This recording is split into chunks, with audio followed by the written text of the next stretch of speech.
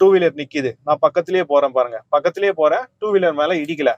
ஏன் two wheeler மேல இடிக்கலனாக்கா, நம்ம சென்டர் டேஷ்போர்டுக்கு சென்டர் பாயிண்ட்டுக்கு வெளியே அந்த டூ வீலர் இருந்ததுனால நான் பயப்படல. பக்கத்திலேயே ஓட்டினேன். டூ வீலருக்கும் நம்ம காருக்கும் இவ்வளவுதான் கேப்பே இருந்துச்சு. எனக்கு தெரியும் டூ வீலர் மேல வண்டி இடிக்காதுன்னு, அதனாலதான் நான் வேகமா அப்படியே வந்தேன். ஒரு செகண்ட் கியர் போட்டிருக்கேன். இப்போ அவங்கள சென்டர் பாயிண்ட்ல இருந்து வெளியே தள்ளிட்டேன், அதனால வண்டி இடிக்காது அவங்க மேல.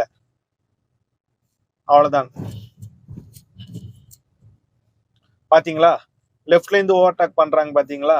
சோ சடனா எந்த டைம்ல எப்போ யாரு ஓவர்டேக் பண்ணுவாங்கன்னு சொல்ல முடியாது, எந்த டைரக்ஷன்ல இருந்து வருவாங்கன்னு சொல்ல முடியாது. ப்ரிடிக்ஷன் நம்ம ஒரு வெஹிக்கிளை ப்ரிடிக்ட் பண்ணிட்டு இருப்போம். ஓ அந்த வெஹிக்கிள் இந்த மாதிரி வரப்போகுதுன்னு நினைச்சிட்டு இருக்கும் போது இங்க ஒரு வெஹிக்கிள் நம்மளை தாண்டி போகும் சடனா.